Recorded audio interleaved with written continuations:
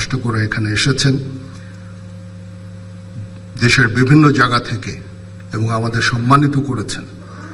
এই জন্য আমি ব্যক্তিগতভাবে আপনাদের কাছে কৃতজ্ঞ এবং সেনাবাহিনী অত্যন্ত কৃতজ্ঞ আপনাদের কাছে। আমি গভীরভাবে শ্রদ্ধা জানাচ্ছি মহান মুক্তিযুদ্ধে সকল বীর শহীদদের এবং তাদের রুহের মাগফিরাত কামনা করছি।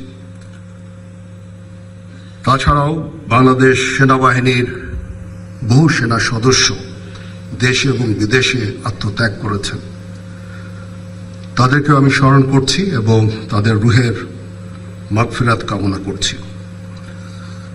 আজকে আপনারা বীর মুক্তিযোদ্ধা বৃন্দ আমাদের এখানে এসেছেন, আমাদের সম্মানিত করেছেন। আপনাদের ঋণ আমরা কোনোদিন শোধ করতে পারবো না। আপনারা জাতির শ্রেষ্ঠ সন্তান, আমাদের পথিকৃৎ। আপনারা খালি মুক্তিযুদ্ধ করে দেশ স্বাধীনই করেননি, পরবর্তীকালে সেনাবাহিনী যখন নূতন ছিল সৃষ্টির সময় থেকে এই সেনাবাহিনীর আপনারা অবদান রেখেছেন। আপনাদের এই অবদানের ফলশ্রুতিতেই আজকে যে সেনাবাহিনী আমরা এখানে দাঁড়িয়ে আছি সেই সেনাবাহিনী, এবং এই সেনাবাহিনী দেশের ক্রান্তিকালে অনেক ভালো কাজ করে যাচ্ছে। দেশ এবং জাতি এই সেনাবাহিনীর কাছে কৃতজ্ঞ।